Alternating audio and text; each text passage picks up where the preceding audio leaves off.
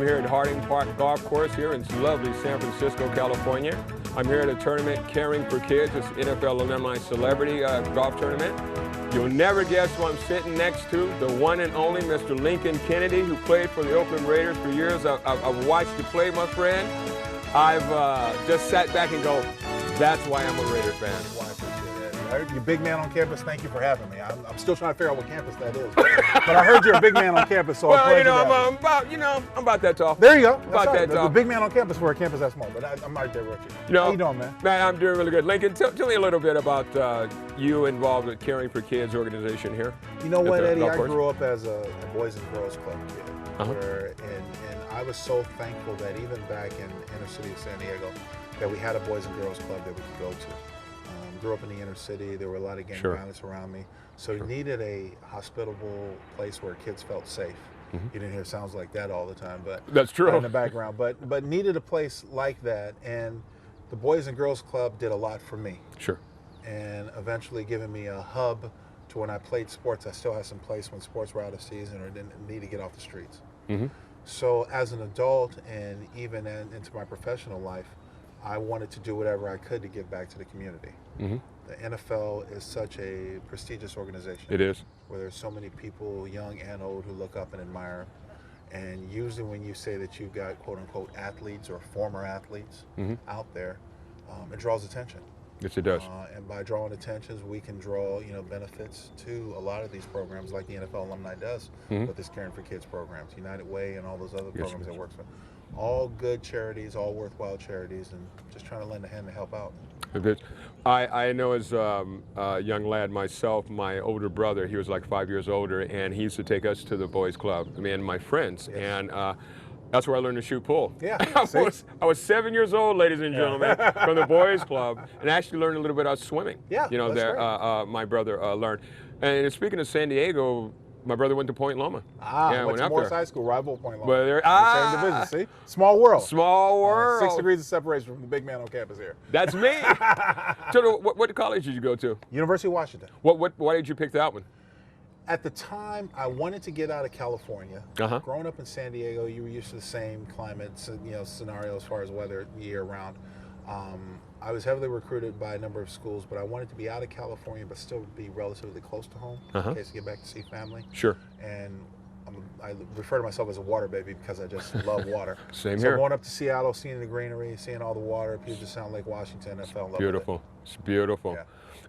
What are you doing now? I listened to you on the radio. Tell us a little bit about your radio show now. Well, since I hung up my cleats, I pursued a career in broadcasting. I've been on NFL Network for a couple of years. Currently, I'm with Fox Sports Radio, as well as the Raiders Radio Network, color commentator with Greg Papa and Tom Flores. Yeah, big Greg. Yeah, exactly. And doing some work, just started doing some work with the Pac-12 Network. So this season I'll be calling some games and check local listings for the Pac-12 TV show as well, TV Weekly, Sports Weekly. And so just trying to get in where I can, bro. That's it. I want to go back to your career just a little bit in football. When you were going out and trying out for football, when you were doing all the, people don't know a lot of the exercises that you have to go through are grueling. Did you ever think about giving up or keep going on, or why am I playing football? What's the end game? For me, it's kind of hard. Of course, hindsight is always 20/20. Sure. Going back to when I didn't start playing football, organized sports, I was a sophomore in high school. Wow. And I was called out by my high school coach because I was in the band. I played trumpet. And so my ninth grade year in high school, I was in the high school marching band. My coach, the head football coach at the time, John Shackley, was my mentor, great friend, great guy, saw me on the football field. And after that on the campus, came and asked me, said, what grade are you? And I said, ninth grade. He's like, you ever play football? I was like, no. He's like, you're coming out for football next year. It was awkward for me because I was clumsy. I was a big kid, but I didn't know how to manifest and do it with sports. So when I got into it, I loved the team camaraderie. I loved the team feel to it, but I still didn't know what I was doing. So everything was awkward, very clumsy. To try to make a long story short, after my sophomore year, first year playing football, I played junior varsity, got moved up to varsity with the same kids. I started getting some inquiries from college. Wow. Saying there's a chance we might want to recruit you. What grade was this? That was 11th grade. 11th grade. The junior, yeah. You start getting your first letters. I'm like, wow. So, it dawned on me there might be an opportunity to go to the next level out of the inner city because I didn't have money to afford college. Sure. But I knew I needed a college education in order Exactly. to. So football actually added to my success. Sports added to my success by giving me a way to achieve what I wanted to achieve. There you go. And hard work, Yeah, discipline, absolutely. and look at the end result. What professional team did when they were recruiting did you say, I wish I could go to that team? You know, I don't know if there was one team. I grew up a Cowboys fan. Uh-huh.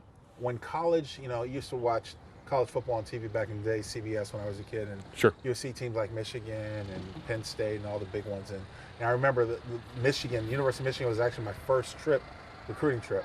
I fell in love with it. I mean, it was 17 degrees when I got off the plane, Oh. snow up to my knees. Oh, my goodness. And I ain't coming from San Diego. All I had was a windbreaker.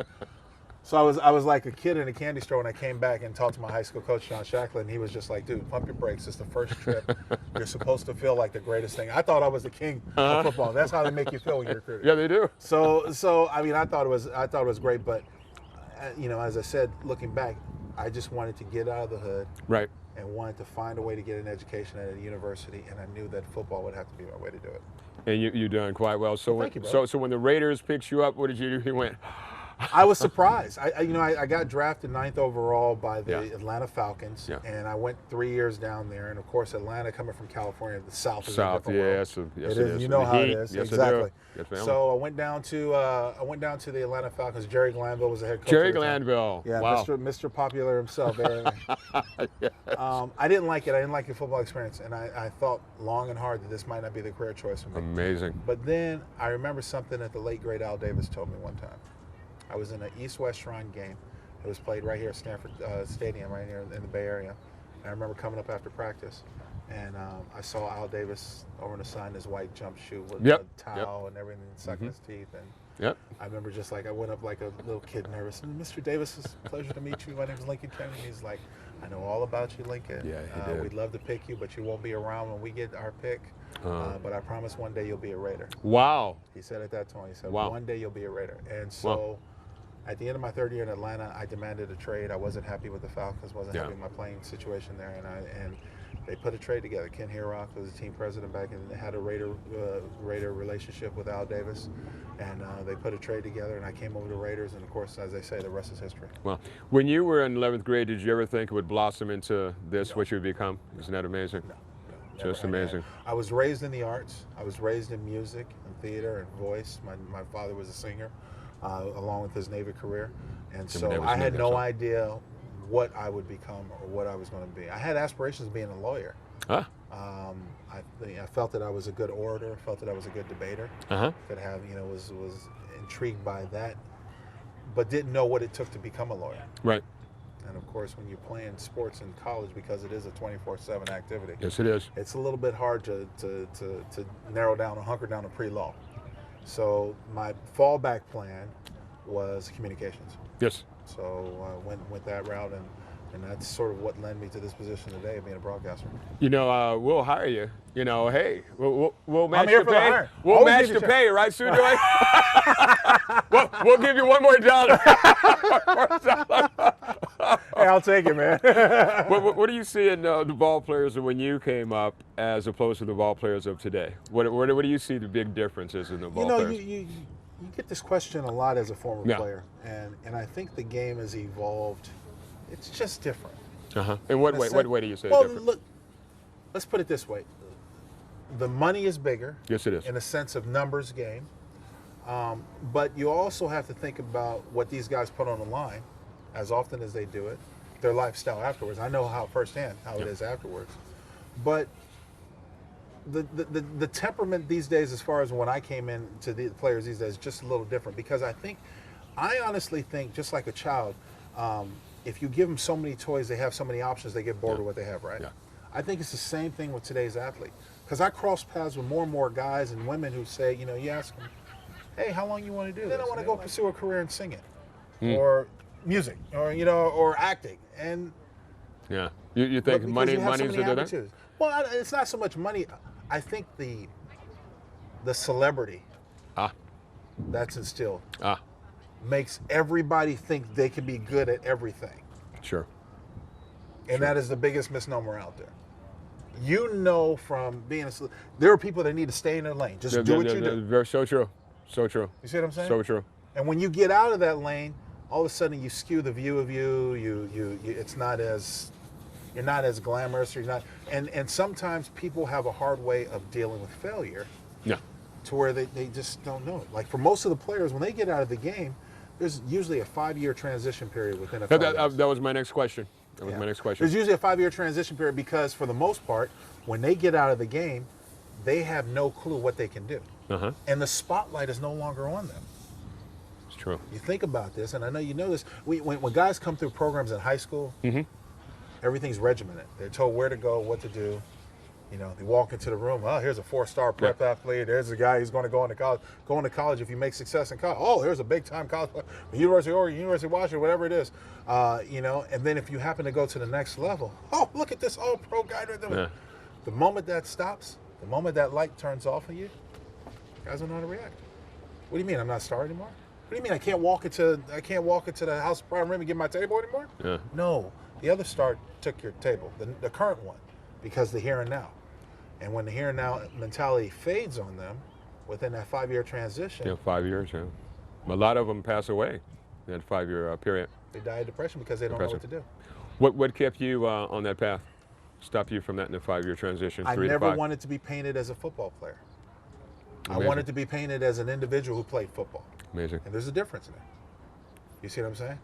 So when the broadcasting opportunity presented itself, I wanted to make the best of it. Beautiful. And not be so full of myself to where I say, oh, I got this, I can do this, and not take rejection, because I've had my fair share of rejection. Sure. Disappointment. I've been fired. I mean, you know, these types of things have happened. But to say, just like with football, staying disciplined, staying into it. My words of belief is anything is worth having is worth working for, right? That's so very you true. gotta put your time and effort into it. You can't just half-ass it and think it can be right. When I was, excuse me. I'm telling you, they're shooting. I'm telling you, over there. Is that the East Bay over there? Yeah. Might be. When I was younger, one thing I like about the Raiders, I'll never forget, I was in junior high school, and 35th, there was a school called Hamilton Junior High. It's now Calvin Simmons. Okay. When we were in 8th and 9th grade, the Raiders would send over players, Jim Otto. Yeah. And he used to have a store, Clem Daniels. Clem Daniels, and they would come over from 9 to 12, show old films, and the week before, and then we'd run plays with the Raiders. To this day, I still remember that, and because of that, you know, I want to give back to kids too, because of what the Raiders did. So that's and that was back in the late '60s. That's man, the I'm power going and back. prestige You were more accessible to the players Very than true. you are now. Very true. Very true. And it's a shame to me because the players are so closed off. Where, you know, even to approach them for a hospital visit or stuff would tell you that. You know, they would sit there and say, well, I'm not into that. I don't want to do that. I can't do that. Those types of things, you know, and that's not what I want. Yeah. What advice would you give to a college kid before we go coming out of college and the pros are approaching him? You know, he's getting letters and stuff coming out of college. What advice would you give to a player? The best piece of advice that I can give to a future NFL player: learn how to say no. When you explain it, it's people are going to try to, what? Learn how to say no. There are things that you can't do, and this resonates through every part of your life, whether it be family, whether it be friends. You have to understand if you are so graced to make it to the professional ranks, right? It's not about getting there; it's about staying there and making a career out of it. Staying healthy. Now your body becomes your biggest investment. Very true. So you have to learn how to say no. You're not going to make that much money for the rest of your life. It just doesn't happen. So there are times where you can't go hang out with your friends. No, I can't do it. I got to work out, or I got to train, or I got to whatever. Smart. There are times where your family's pulling at it. Everybody's your relative. Hey, can you loan me $5,000? Loan me $10,000. Right. Because now a $50 problem when you make it to the National Football League or any professional sports becomes a $5,000 or $15,000 problem. No, I can't do it. Jay-Z, More more importantly, money. there is exactly right. Jay-Z says more money, more problems. The more importantly, the most important factor is that playing any or being a part of any team concept, whether it be corporate or whether it be sports, you have to be selfish in a way to where you know the value of your person Right. and your body and Right. your mind, but you have to be selfless in a way to know the value of being a part of a team. Very good. Very good. I like And that. that team concept Okay. requires all accountability. What we do as individuals, the highest level we put ourselves is what our accountability level goes to the team. Very And good. when I played the game as an offensive tackle, I never wanted to let my guys down. You were good. So I never wanted that guy across from me to beat me or my responsibility Right to on. get the ball carried. That was my Good. main motivation for playing. I watch you so much. And before we go, Lincoln, I would hate to be in front of you going heads up. It's an inside joke. We're doing pit drills after the show. Lincoln, show me those rings right there, buddy. Got a little hardware. Okay, let's talk about it. Okay. Oh, drop my pen. Let's talk about this okay. one. This is the Hold runner-up. on, let's get in. Kosh, how we doing? That's our camera. Sujoy and Kosh over here. Guys, this is the runner-up prize. This is what you get for being a Super Bowl runner-up. So in 2003, when we lost the John Gruden Bowl, Don't say that. that bastard, hurt me. That bastard who took my damn Super Bowl ring. This is what we got as a runner-up prize. He knew us like the back of his hands. Yeah, That was he the did. difference making sense. Yeah. So, and this was one of the prime times. We won the Pac-12, no, Pac-10. Not Pac, that was the Pac-12. We won the Pac-10 3 times in a row when I was at Washington. Oh, amazing. And then we had a national championship within that 3 times. We played Michigan in this national Michigan. championship game. Remember. And this was the national championship ring. So just a little hardware. A little. You could do like this upside somebody's head and then be Yeah, seeing but lights, I try not man. to because see the thing is going to leave a mark and they're going to be able to find me. No, look, talk to Eddie. You got to turn it around. I didn't know to the that. ring. See, that's what it is. Okay, all right. There Here we you go. There we go. See? Here. Brass now knuckles. look at. No. No, okay. Yeah, I got there it. you I go. got it. Gets I your got it. attention. There we go. That's right. Lincoln, I'd like to thank you, Caring for Kids. You're a big support of children. Thank you, brother. Big for this tournament here. I'd like to thank you for the interviews. Anything in closing? I mean, you've been great. You thinking about coaching? No, I don't have the patience for that. Because see, You- I would you're be right smacking here. those guys in. You'll be looking The for first Chicago moment that Bears. entitled young man shows up to me is like, man, coach, I got this. I know. What? Throw an eraser at the back of the head. You ain't got nothing. You ain't nothing. That's what Magic Johnson said when he was a coach. I'm He telling was so upset. He got all the cell phones and threw them up against the I wall. can't do it. I can't do it. These kids these days, they got too many distractions, too many options. It has been a pleasure, Lincoln. Pleasure's mine, You know, we're going to do pit drills after this Absolutely. interview. Take off those rings, man. Well, I'm just going to turn him around. You said you want to do pit drills. He wants a piece of me. He's going to get a piece of me. All right? Thank you, brother. Lincoln, it's been a pleasure. This has been Eddie Hazard here at Harding Park at the tournament Caring for Kids. We'll be back later in the show. Hello, ladies and gentlemen. We're here at the Caring for Kids tournament here at Harding Park Golf Course, and I ran into these 2 lovely ladies. And what's your name? My name is Courtney. That's correct. And your name? My name is Jacqueline. And how many times did I ask you ladies your name? You're good at names, remember? Only one. So, how long have you been with the Raider organization? This is my 4th year with Football's Fabulous Females. Uh-huh. And how long have you been with them? This is my 2nd season with the Oakland Raiderettes. And have you had an excellent time being a Raiderette? I don't even think excellent can encompass what Oh, I've beautiful. experienced. It's How- been amazing. How about you? It's been amazing. I mean, for 4 years. 4 years? Come on. Yeah, it's So- amazing. So you told me you went to England Yes, with the team? London. No, London. With Ah. the team last year when we played. Fun game, international. There's nothing like that. Did you ladies do any shopping at all while you're over there? Maybe a little bit. Maybe a little bit. Now I'm going to ask you, so what do you think about the men from England and men from America? Uh-oh, don't want to say too much. Nothing compares to you. Oh, well, there you go. You ladies will be interviewed for the next 20 years on camera. Well, I really appreciate meeting both you ladies. And when's the next time we can see you both? Hopefully soon. Aren't you coming to some games? I'm coming to the games. I thought maybe you'd be at like some of the openings of some of the shopping centers we have here. Possibly. Possibly. Well, we definitely would love to see you as much as we possibly can. That'll be after this shoot. You'll be seeing me. Well, these are some of the people you'll see here at this wonderful golf tournament here for Caring for Kids, the NFL alumni that puts on here at Harding Golf Course here. And you ladies have anything else to say? I'm looking. I'm trying not to look too much. Go Raiders. Oh, there you go, Raiders. Win, And baby. these are just win, baby. There'll be more of this later in the show. Hello, we're back here at Harding Park Golf Course today at the tournament Caring for Kids, the NFL Caring for Kids tournament here. And I'm here next to the one and only 49er, Mr. Dennis Brown. Brother, what's going on? It's going well, man. It's going well. Being out here on this golf course, you know, I don't play much golf, but I can appreciate a nice golf course. And I know California's in a drought, but these greens look pretty green out here. Oh, well, we don't want to say anything. You see water behind us, so you know what that means. Okay. But yeah, I can appreciate this. I can appreciate what the NFL and the principle that they practice is caring for kids. And I've been involved with this organization for about 5 years. Oh, right on. Yeah, so I see the passion firsthand, and these folks are very serious about this foundation and this organization as far as caring for kids. You know, kids who are at high risk, kids who might not have the opportunities that some of us kind of have growing up, and they're really vested into helping these kids with camps, mentorship, and things like that. So it's fun to be out here again. And again, you get to see some of your old teammates, you know. Oh, definitely. I've seen some old guys. Bubba Paris and Mervin. And it's good to see some of the guys that you went to battle with, because this is a brotherhood that you build up and you keep it. And it's always good to see guys come out and enjoy themselves. I like that you're giving back to the kids.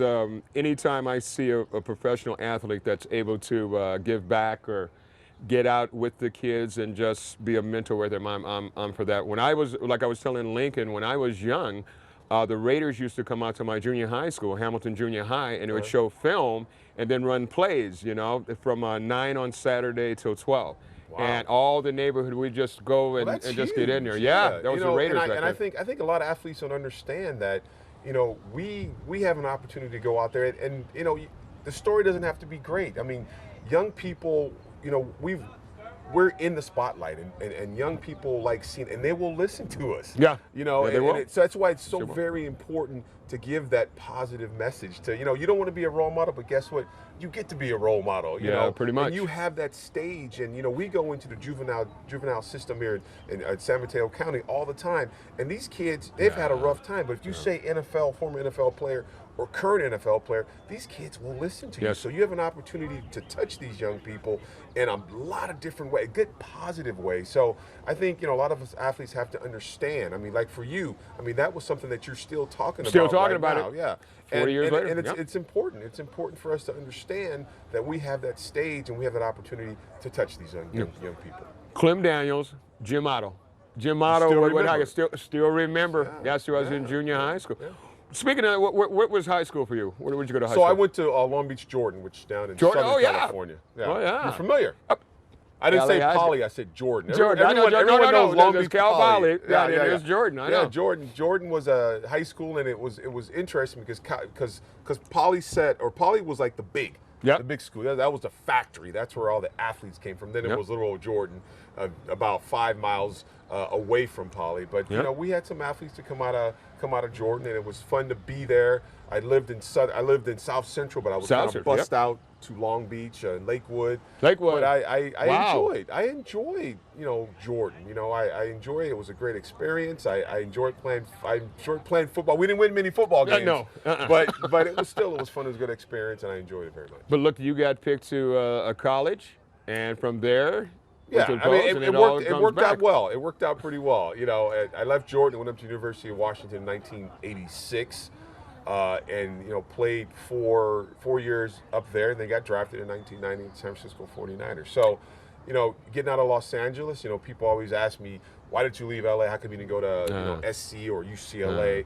And you know, and I always say I don't know why, but my grandmother wanted me to get out of LA, and I didn't. Actually, I had a letter of intent to SC, and I decided, you know, with my grandmother decided not to honor that and go get out the state of California, go to Washington. It's a good place. And and it was another good experience. It was kind of a culture shock a little bit because I was used to the inner city Los Angeles, a little different. Up there, a little slower. You know, it was raining. It was green. It was beautiful green. But it was beautiful. It was a beautiful green. Era. Yes, it is. Beautiful area. And I've learned, you know, I never picked up the game of golf, but I learned how to do a little hunting, a little fishing, you know, something I didn't learn when I was in LA and in the inner city. So I think I call myself, I broadened my horizons a little bit. Yeah, you did. University of Washington. So it was a great experience, and I don't miss not going to SC or UCLA, even though UCLA and SC were the powerhouses. Yeah, they were. Then Rose Bowls and Rodney Peete and Troy Rodney Aikman Peete. was at UCLA. I still had a very, very good positive experience at University of Washington. Yeah, you were talking about where you went to high school. Well, I have nephews who went to Carson, Right? Wilmington. Carson Colts. That's it, Wilmington, like that. Yeah. So, Oh, a yeah. lot of good athletes. The Bannings and the Carsons, and of yeah. course the Pollys, the Edisons, all those places. Good athletes come out of Southern California. My question: well, you're in college, okay, and the letters from the pros are coming in. Which team did you want to go to? Well, when I was in college, you could've it was about I picked University of Washington.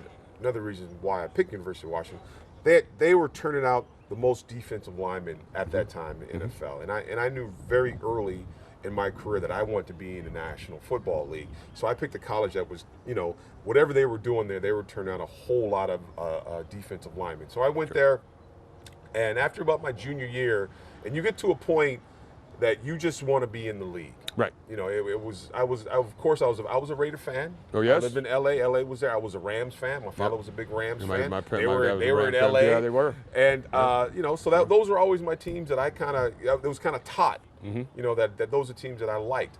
But at that point, I was a 49er fan. I mean, when I got drafted, I can remember I had a picture. What year did you get drafted? 1990. Listen to that, ladies and gentlemen. He still remembers. 1990. You never forget. You never Changed forget my your life. draft, yeah. Changed my life. But I had a picture of Ronnie Lott in my dorm room. Had a picture of Jerry Rice, in my dorm room. So I was a fan of the NFL, and I just wanted to be in the NFL. So it didn't really I want to go to a certain team. I got very, very lucky. I got picked by the San Francisco 49ers Sure in you did. 1990. Sure did. They're coming off and winning 2 Super Bowls Yeah, at that time. yes, indeed. So I was very lucky in that way, and when I got here in the organization, I found out that it was the best organization in the National Football League. So I got super lucky, enjoyed my time. I wish I could have played 16, 17 seasons, but a lot of times it doesn't work out that way. But the San Francisco 49ers, my only reference to NFL, the only team I played with, so that's all I know about the National Football League. Couldn't be more lucky. Yeah, and I play with think I'm one lucky team. in that way. I'm very lucky in that So way. And lucky I with get to one work for them now, and I get to cover them with Comcast Sports Bay Area. So I get, Say that again. so I get to, I didn't hear that. I really didn't hear that. Comcast Sports Bay Area. That's all I wanted to There hear. we go. That's There all we I go. wanted to hear. There we go. So I get to still, again, I get to be lucky. I'm lucky. I'm still within the organization, Yes, the indeed. alumni department, and I still get to cover the team, pregame, postgame shows, and a 49er show during the week. So, I've been blessed. I've Yes, been you very have. Blessed. Yes, you have. So, working with children and teenagers, what advice would you give to a young man that's saying, "Oh, I want to be a professional football player," knowing how hard it is, Yeah. that his chances of getting in are Very, about very. as good as mine? I would anybody good. any kid that walks up to me and says, "I'm going to play National Football League," I say, follow it, do it, but understand that not many folks get to that level. That's very true. Less than 1% or something like that Yeah, actually it is. make it to the National Football League. But do it. I mean, if that's going to drive you to get in the classroom, to get those grades, to get, to go on to college, and then to stay in college, keep that grade point up, and then hopefully get Say that whatever again, keep the drives grade you, point up. whatever drives you, Yeah. get there. If that's what's going to drive you, but understand, just because you playing football doesn't mean you play at the next level. Just like high school, Yeah. just because you play high school football doesn't mean that you're going to play in the college on the college Yeah, level. so true. All right, So so true. understand that it's tough, but if it drives you, brother, do it. if it drives you, do it. If it keeps you focused, it keeps you positive, follow it.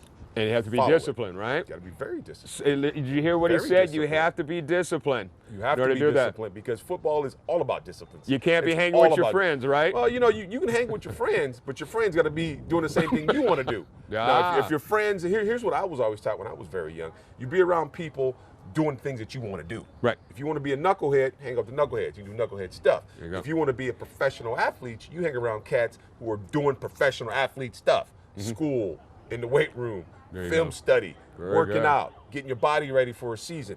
Those are the people you want to be around. So you be around the people you want to be like. Mm-hmm. So if you want to be if you want to be positive people. Want to be negative people. It's very easy that way. Well, I'm not going to mention any names. We're going to keep it positive. So what do you think about some of the players in the Bay that are getting into issues and troubles right it's, now. It's bad decision making. That's all one more it is. time. Listen to this. That's all. You make bad decisions, and you usually make these bad decisions when you got your people around you helping you make bad decisions. You know, my foundation. My father Tell was, us about your foundation. Okay, my personal foundation is church based. Yes. So my father was a preacher, my grandmother was a preacher. So that was where I came from. So when I got out to NFL, I went through a down time. Of course. But when it came down to it, I looked up, I went back to my foundation. I went back to the people that were doing the things I wanted to do, living my support system, which was the church. So my decision making got better because I was around positive decision making. There you go. A lot of people around folks that help them make bad decisions. It comes from a lot of things. You know, sometimes, you know, when you get to a certain age, when you're a grown man, your parents can't say much about what you're doing. But guess what? The guy sitting next to you can tell you a lot about what you're doing. So, you know, it's all about who you're with, who you surround yourself with, and your decision making. It's that simple. I mean, it sounds simple, and, you know, I'm on the alumni board with the 49ers, and it's easy to say to someone that, you know, you need to think, do this, but sometimes it just doesn't happen. You make a bad decision. But now, guess what? Now you've learned from that. What are you going to do from that experience, that negative experience? Are you going to stay in that negative space, or you move to a positive space? So, you know, I've learned a few things. You know, I've been in a lot of negative spaces in my life, and I've learned how to get back to the positive space. Well, you use your head. You know, because you don't see your name in the paper. You know, Dennis Brown was driving into Lake Merritt one night, you know. And cats get caught up in all that stuff, and you know, things happen. People talk to him, you think? Or well, you know, not using common sense isn't working? I always think like this. In an NFL locker room or any locker room, here's what anything that happens out in the real world happens in a locker room. Those same things happen. You know, people in corporate America go through the same thing. It's magnified when it's in an NFL locker room, but it's the same thing going on. You know, it's just blown up a little bit more. And guys need to understand that they're under social media now. You are under a microscope now, more than ever. More than ever, you have to understand that people are looking at you and they're waiting. Waiting for that, you know. But it's like that. I mean, the locker room is the same thing as the rest of the world. The same things are happening. People are getting in trouble, making bad decisions in the world. It's just more magnified in the locker room. It's funny you say that, because I remember a time when the Dallas Cowboys, they were pretty interesting in the 80s. And if that was happening in their locker room, what was happening in the outside of well, you know, here's the thing. What Dallas, you bring up the Dallas Cowboys, and Troy Aikman, and you know, Michael Irvin, and Emmitt Smith. Those guys took 3 of my rings. Yeah, they did. So, you know, I don't like talking about the Cowboys. And I knew that. And we had some great battles in the 90s. You know, really good. You know, my rookie season was 1990. We lost against the Giants in the NFC Championship game. I remember that game because I remember seeing Joe at the end of the game in the shower, and you know, he had hurt his back, he had messed up his hand, and he was just in the shower, and I could just see the defeat. You know, and that kind of, you know, as the years went on, the team broke up a little bit. Guys went here, guys retired.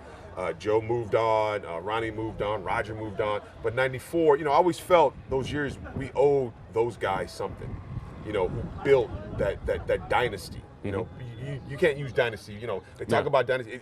That San Francisco 49ers had a dynasty. Yeah, they did. Okay, they had a dynasty. And I always felt I owed those guys who kind of built it for us. In 94, we got back there and we won a Super Bowl in 1994. Yeah, you did. But in between there, it was those battles with Dallas. It was tough, You know, and Troy's got 2 of my Super Bowl rings. He's got 2 of them. I got him on read. Want me to call him? And we finally beat him in 1994 in Candlestick. I was cheering. I was on TV going, yeah, cheering for. Come on, I don't know. The Raiders. I just want to know, because you and Lincoln had a nice talk. Now hold on. You got your black. But anyway, you can't fake it. I'm with a me, Bay Area brother. fan. You ain't got to fake it with me, brother. You can't fake it. That's all right. It's all right. As long as you're a Bay Area fan. But you know, we had some great battles in 1990, in the 90s. In the 90s, you did. It was in 94 we finally got them. So, you know. Show that hand. Now let's zoom in on this. Can you see that? Can you see that? So that's the 1994-95 season. It was in Miami. It was against the San Diego Chargers. I know your hometown. You know, this is what the goal is. I mean, the bottom Oh, line that is way. this is what the goal. See if you can turn your finger. I don't know. There you go. Can we get that close on it? Oh, yeah.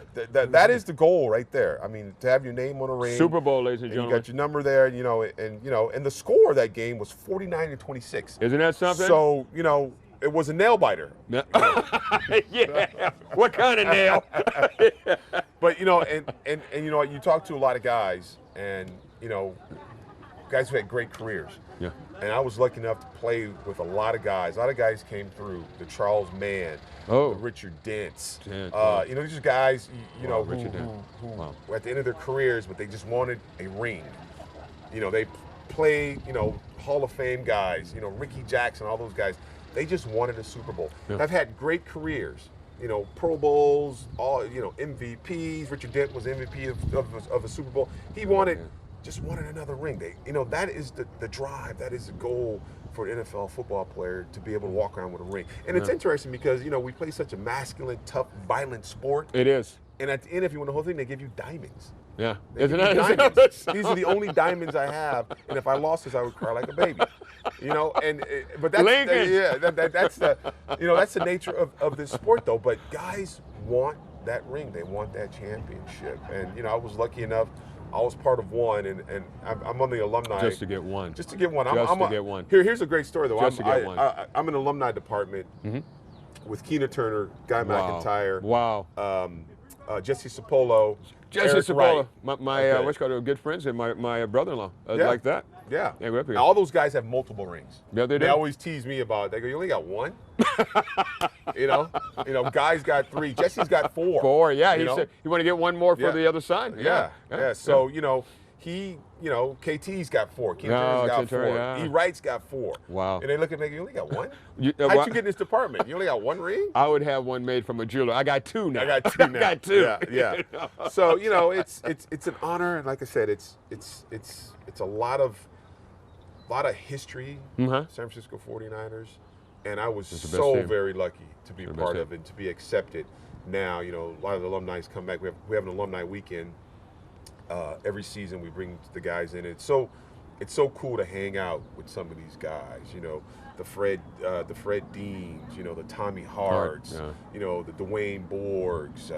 Even the Brody, John Brody. and Oh, all my those goodness. Y.A. Well, Tittle, we're all going back. those guys. Late- It's just yeah. like, wow, Late this is where it all kind of 70s, came right? from. And this golf tournament, Gordy Soltau. Yeah, Gordy Soltau, passed away. He was, I had a great opportunity when his statue. We have a 49ers Hall of Fame, and he was inducted in it, and they have a statue of him, and I was lucky enough to escort him in as he revealed his statue, and stuff like So that. cool. It's such deep, great history, here. So it's pretty cool to be part of it.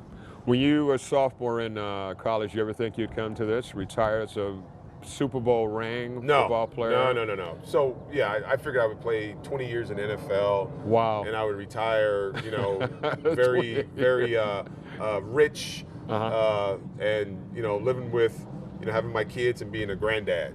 I hear you. I mean, that's honest truth. That's what I thought my future was. I would play a long time, I would retire, be done, and then raise my grandkids. But didn't work out that much. So I retired after 7 seasons, bad knee, went through a divorce. Hey, Not so rich anymore. But I do realize that financially I can't do anything, but I have a lot of time. There you go. I can give a lot of time, and I have a great story. My journey, I think, is something that can inspire young men. And I seem to find people who, it's amazing. You think your story is unique? It's not very unique. A lot of people go through the same, have the same challenges that you have, and you find those people, and you can actually mentor those people a little bit. So. My biggest problem, not my biggest problem, one of the problems is breathing underwater. When I go swimming, that's a problem. It's a little different. I mean, you can't do it. And that's hard to do. You can't do it. Unless, you're a fish. Aqua. Well, then, it's been a pleasure this round. All right, man. Interviewing you. You're a regular guy. Yeah. You've done well. I've watched you play, the whole team, and I'd like to thank you for coming out at the NFL Caring for Kids tournament. Yeah. You're here all the time, and you're doing what football players should be doing. Yeah. Well, I Right. think everyone should be doing it. There you go. Not just football players. There you go. Well, it's been Eddie Hazard here at Harding Park Golf Course. I'll be back in a moment. Hi, I'm here at Harding Park Golf Course, just walking around, you know, trying to find some water. And look at the ladies I ran into. I had to ask directions. What's your name? Sarah Gregory. And you Taylor are? McKinley, And who do you work for? Hooters of Dublin. That's impossible. Yeah, the best place to work. I was like, what do you suggest on the menu? What's good to eat there? Wings. Wings? Wings. How's the World famous drinks? wings. Drinks too. Really? Drinks and wings. Beer and wings. There you go. Beer and How wings. did you get involved with Hooters? What made you go to Hooters and not Jack in the Box? Well, I had a friend from high school, and she said that they were hiring, so Uh-huh. I got the job, and I've been working there for 2 years now. Uh-huh. And how did you get your job there? I've had a couple waitressing jobs actually. I kind of just really like the atmosphere at Hooters, so I decided to go in and apply, and I got hired on the spot. Yeah, I like the atmosphere at Hooters myself, ladies and gentlemen. So what are you ladies doing out here? Well, we're working at the golf tournament. Uh-huh. For the NFL Caring for Kids? Yep, it's That's awesome. good. It's a lot of fun today. So if I want to go out and look at the booth, where's your booth set up, or where are you ladies going to be? We actually don't have a booth. Oh, roaming. I like that even better. I like the roaming. We're freezing our little tails off, selling raffle tickets. Not so- too little, let me just say. Just nice. Well, that's good. Well, so you're going to be downstairs for the raffle? Yeah. But all? Well, ladies and Did gentlemen. you get raffle tickets yet? Well, I guess you just told me I'm going to have to get some raffle tickets. Okay. Well, you'll see this and more at the NFL Caring for Kids golf tournament here at Harding Park. Stay tuned. Eddie Hazard here again at Harding Park Golf Course at the Caring for Kids NFL Alumni Celebrity Tournament. You'll never guess who's here again. They keep bothering me, ladies and gentlemen. The one and only 49er, Mr. Alan King. Alan, it is a pleasure just talking to you, seeing you back in the day. I'm on top of the world. You were around in '81? You're not that old. Well, you know, 62. Good looking 62. Well, it's medication I'm on. Alan, tell us a little bit about how you got involved with the NFL Caring for Kids. I was a player from '81 to '85. Sure. And probably a year or two after that, I drifted over to the Alumni. I was looking to after football. Uh-huh. And Bruce Mosley. Wow. And Gordy, Alan Beals, Jerry Alan Mertens, the Beals, guys that pretty wow. much started the Alumni. Wow. And I say, come on board here. And through the Alumni, I met my employer, and I'm still with the same employer, Maloney Security. Uh-huh. And when I first joined, it was more just a volunteer myself and do what needed to be done. I'd get up in the morning, I'd set everything up, I'd play golf, tear it all down. In the last couple of years, more involved now, I'm now vice president, and it's always for a good cause. I mean, 33 years later, we're Wow. doing just really, really good things here. When you got involved in the organization, did you think we'd be having tournaments here at the lovely Harding Park Golf Course in San Francisco? We were Olympic for so long. Yeah, Olympic, yes. But Harding is a special course too, and they bring in the big boys to play here. Oh, I'm telling you. But, I do like it here. It's a nice little change. It's flat.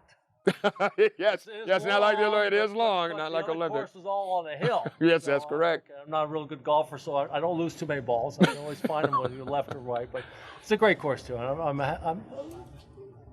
I'm happy that they allow us to come here, and I always say thank you, and that they do a great job. Yeah, it's excellent. When I see a pro baller giving back to kids, because like I told Lincoln when I was a young man at junior high, the Raiders had come out to bring Jim Otto, Clem Daniels, and they had like a little clinic for from 9 to 12 on Saturdays. And I'm still talking about it, like Lincoln said. And when somebody like yourself can come out and get the other players involved, it's only positive for the young kids. Well, I grew up in Southern California, and obviously grew up with the Rams. Yeah, I was a Ram. I I moved was up a here Ram. in '81 when I joined the team, and through other tournaments around the country, got to meet Roman Gabriel and Wow. all the guys that I grew up watching. Wow.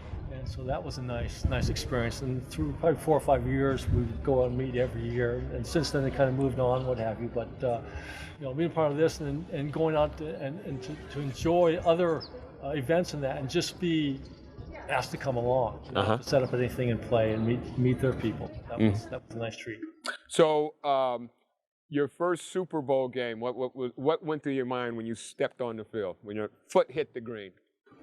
I thought back to Pop Warner. Wow. Wow. And then high school, and then college, and then knowing that my family was up in the stands, and still pinching myself, going, "Is this really happening?" Wow. And then knowing that all my friends were watching on TV, going, "I know that guy. I was watching. I know that guy." So yeah, it was pretty special. And all the veterans were saying, "Enjoy the moment. It may never happen Yes. again." And it did. And fortunately, 4 years later, we're back here at Stanford. That's correct. And then it was. That was a tough game. That was a great team. 81 was the surprise team. Yeah. Great players there, but the 84 team was just stacked. Yeah, that was a good game. Dominant team. That was a good game. What do you say to kids who are coming up that want to get into the NFL? Oh, God, I say get an education. Say that again. Say that again. Yeah. Because not even 1% will make it from one level to the next. And you're fortunate enough to get a scholarship to college.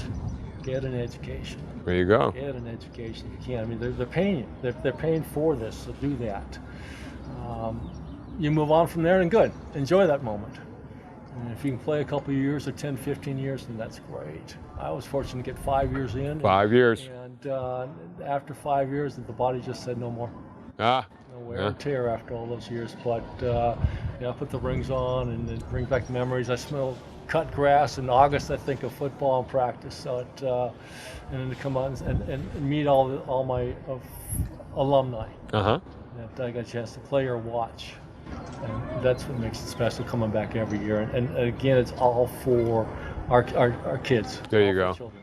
There you go. And a lot of them are less fortunate. And even the local programs around here, they're struggling. When I was growing up, the money was everywhere. Yes, it was.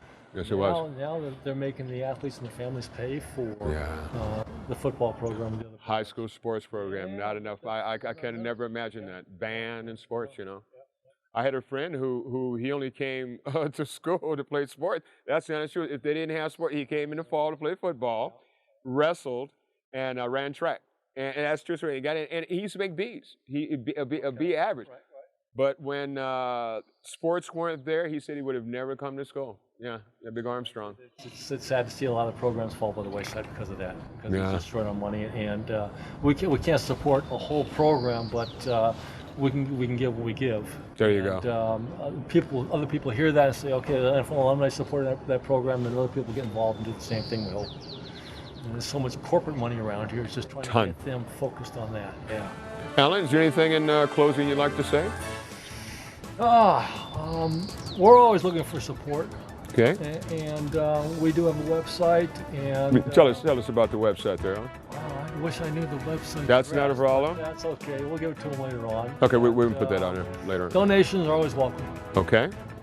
If you can't donate, associate members, we love them to come out and help. We're looking for something to do. Okay. Volunteer.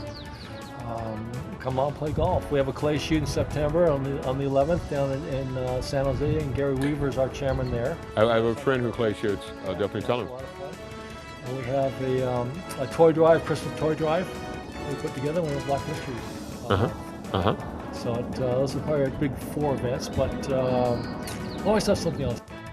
As long as you have the golf tournaments, you know I'm going to be there. We appreciate your time. Oh, no, not a problem, Alan. This for everybody and getting the word out. It's been a pleasure talking to you, Aunt Kennedy. You say you don't have much to say. Oh, yeah, you got a lot to say. You're not Lincoln Kennedy, though. But can't thank you enough. Watch you play ball, and the Super Bowl game at Stanford was the same. Me and my brother and a friend. We were out there just like that, waiting. You know, was lucky. Well, this has been Eddie Hazard here interviewing the one and only Mr. Alan King, Honorary Marshal here for today's tournament, Caring for Kids. Stay tuned for more here at Harding Park in San Francisco, California.